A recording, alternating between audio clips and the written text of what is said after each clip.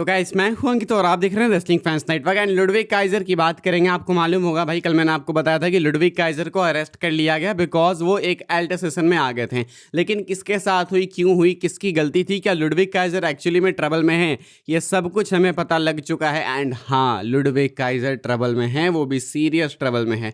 तो हुआ क्या, मैं आपको इंसिडेंट बताता हूँ।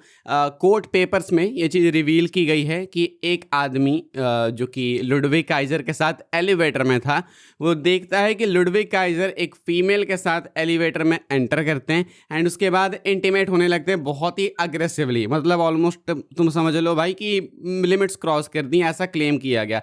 लुडविग काइजर हद से ज़्यादा इंटीमेट होते हैं एंड तुम समझ ही सकते हो भाई कि फिर एलिवेटर में इंटीमेट कोई हो रहा है तो क्या ही सीन होगा। अगर कोई थर्ड पर्सन देख रहा है सेम वो चीज़ वहाँ पे खड़े हो गए तो जब ये लोग एलिवेटर से निकलने से लगते हैं तो वो आदमी बोल देता है लुडविग काइजर को कि कुछ मैनर्स सीख लो, पब्लिक प्लेस पे क्या कैसे करना क्या नहीं करना सीख लो, थोड़ा अच्छी चीज़ नहीं है।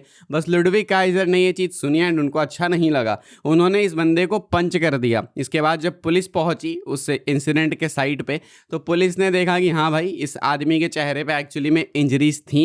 एंड उसके बाद लुडविग काइजर ने खुद को ही वो कर दिया कि ठीक है भाई, हाँ मैंने गलती की है, आप जो भी है मुझे सज़ा देनी है दे दो, मतलब मेरे पे केस लगा दो। क्योंकि लुडविग काइजर के पास कोई ऑप्शन था नहीं, एनीवेज उनको घसीट के लाते हैं। मिला जुला के बात यह है कि लुडविग काइजर किसी फीमेल के साथ इंटीमेट हो रहे थे एलिवेटर में एंड किसी तीसरे बंदे ने देख लिया, उसे सही नहीं लगा कि भाई ये पब्लिक प्लेस पे क्या करो एंड स्पेशली मैं इस एलिवेटर में हूँ भाई, यहाँ पे मुझे तुम अनकंफर्टेबल मत करो। एंड मुझे नहीं लगता कि इसने कुछ गलत बोला, हर चीज़ की एक जगह होती है। अब इंसान कुत्ता बिल्ली थोड़ी है कि कहीं भी चालू हो जाए।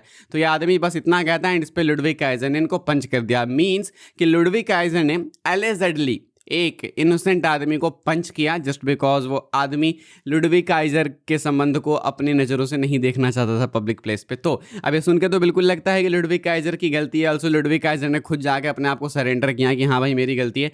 तो इट मीन्स की चीज़ें काफ़ी क्लियर है, लेकिन इससे इम्पैक्ट बहुत ही नेगेटिव पड़ता है। अभी ट्रिपल ए के एक शो से इनको रिमूव भी कर दिया गया है। अभी एक major mask versus mask match भी आने वाला इसी महीने के एंड में।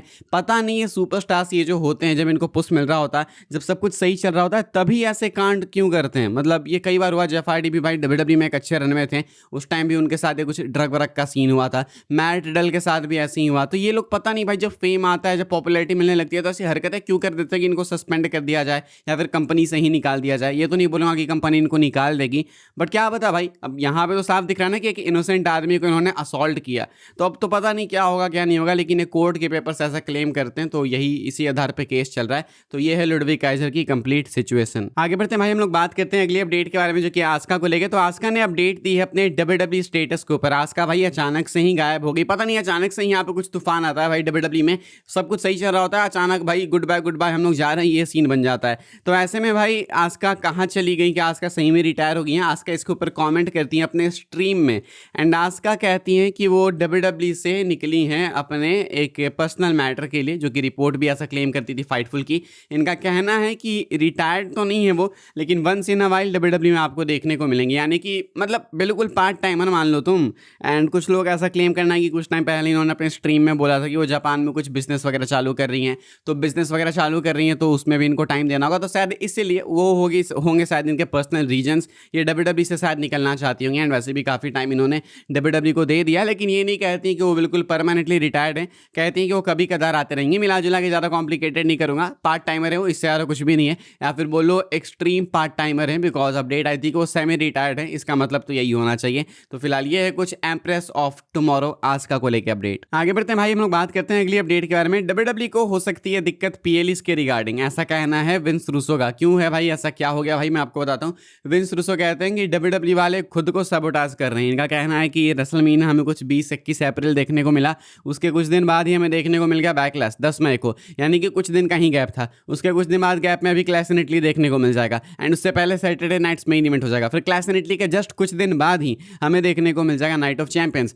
यानी कि इससे इतने कम टाइम में, लाइक 2-2.5 महीने के अंदर ही 4 इवेंट्स हो जाएंगे। तो बहुत कम टाइम में डब्ल्यूडब्ल्यूई वाले इतने सारे शोज कर रहे हैं। इससे होगा क्या कि फैंस को आदत लग जाएगी हर कुछ टाइम ऐसे शोज की, एंड अगर कोई शो हो जाता है बहुत लंबे गैप में तो फिर कोई इंटरेस्ट ज़्यादा लेगा नहीं। जोनाथन कोचमैन कहते हैं कि एक गलत मूव है, डब्ल्यूडब्ल्यूई को ऐसा नहीं करना चाहिए। इससे पे पर व्यू वगैरह जो चीज़ स्पेशल मानी जाती है उसके अंदर से स्पेशलिटी चली जाती जाती है, वो उसकी जो खास बात होती है वो खास बात हट जाती है, ऐसा जोनाथन कोचमैन का कहना है। मैं तो चाहता हूँ भाई कि जल्दी जल्दी ही पीएलईज हों, बिकॉज वीकली शोज इनके बहुत ही बेकार से होने लगते हैं, तो इसीलिए मैं तो चाहता हूँ कि जल्दी हो। मैं तो ठीक हूँ भाई इससे कि हाँ ठीक है जो कर रहे हैं, लेकिन क्या आप लोग विंस रूसो से एग्री करते हैं, जोनाथन कोचमैन से एग्री करते हैं? हाँ या फिर ना लिख के बताइएगा। आगे बढ़ते हम लोग बात करते हैं भाई अगली अपडेट के बारे में, एंड ये है रोमन रेंस को लेके। रोमन रेंस की पुरानी टी शर्ट भाई डब्ल्यूडब्ल्यू ने वापस से रिलीज की है डब्ल्यूडब्ल्यू शॉप पे। क्या ये कुछ इंडिकेट करती है? आप देख सकते हो कि भाई रोमन की ये वाली टी शर्ट, एंड ये तो इतना आइकॉनिक लोगो है, इतना आइकॉनिक लोगो है रोमन का, ये जो आर आर ऐसे दोनों साइड से अपोजिट बना हुआ है, ये इतना आइकॉनिक लोगो है कि पूछो मत। मुझे लगता है कि जितने लोग डब्ल्यूडब्ल्यू पहले से देख रहे हैं 2015, 16, 14 से, उन्होंने अपने स्कूल में अपने कॉपी किताब पे भाई ये ड्रॉ तो पक्का किया होगा। स्कूल बेंच पे हम लोग ड्रॉ कर देते थे भाई, ब्लैक बोर्ड पे कर देते थे, अपने कॉपी में कर लेते थे, खाली टाइम में करते रहते थे, इसको प्रैक्टिस करते थे परफेक्ट करने के लिए। एक मेरा फ्रेंड था भाई जो कि बहुत ही क्रेजी बना देता था, मेरे से बनता ही नहीं था, तो उसको मैं कॉपी कर करके खुद को एक्सपर्ट बनाने की कोशिश करता था। क्या आपने भी ये वाला लोगो ड्रॉ किया है? एंड किया है तो कितना किया है? मैंने तो भाई अनगिनत किया है। तो ये काफ़ी आइकॉनिक लोगो है, एंड ये वापस से ये जो रोमन की 2014 या 15 वाली, या 15-16 वाली जो टी शर्ट है डब्ल्यूडब्ल्यू ने वापस से रिलीज़ की है। क्या रोमन पहन के आएंगे? आई डोंट नो, लेकिन अगर आ गए तो भाई अजब ही नॉस्टैल्जिया हिट हो जाएगा, कुछ गजब सा ही। आई रियली होप कि एक बार रोमन ये पहन के आए। आगे बढ़ते भाई हम लोग बात करते हैं अगली अपडेट के बारे में, जो कि अपनी आखिरी अपडेट है। एंड रोमन रेंस भाई क्लास इन इटली में अपनी टाइटल ड्रॉप कर सकते हैं अगर ये हो जाए तो। क्या हो जाए भाई? तो ये रोमन एंड जेकब का दूसरा मैच है। पहला मैच बैकलैश में हुआ था, रोमन जीत गए थे।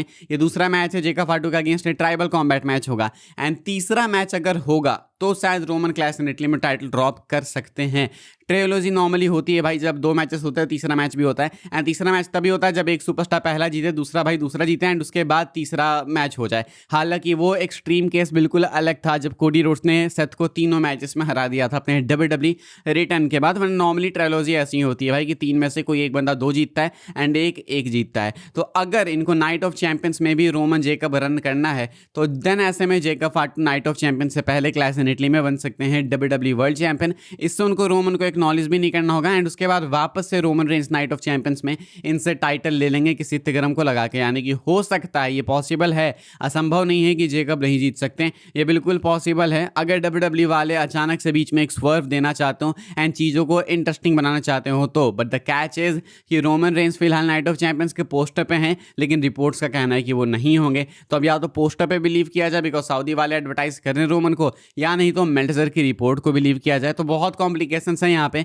लेकिन अगर रोमन होंगे वहाँ पे तो क्या पता जेकब को फेस करें, एंड अगर जेकब को फेस करे तो क्या पता क्लास इन इटली में टाइटल ड्रॉप करके वापस से चैलेंज करे जेकब को। अभी के लिए तो भाई बस ये सारी अपडेट थी कि आप लोग देखना चाहोगे क्लास इन इटली में जेकब को चैंपियन बनते हुए, हाँ या फिर ना? मुझे लिख के बताना। वीडियो पसंद आई तो वीडियो को लाइक कीजिएगा भाई, शेयर कीजिएगा, सब्सक्राइब कीजिएगा। डब्ल्यूडब्ल्यू की अपडेट्स ऐसे ही सबसे पहले पाने के लिए फॉलो कर सकते हैं आप लोग मुझे इंस्टाग्राम एंड ट्विटर पर, लिंक आपको मिलेगा डिस्क्रिप्शन में। ज्वाइन कर सकते हैं व्हाट्सएप चैनल को, उसके भी लिंक है डिस्क्रिप्शन में।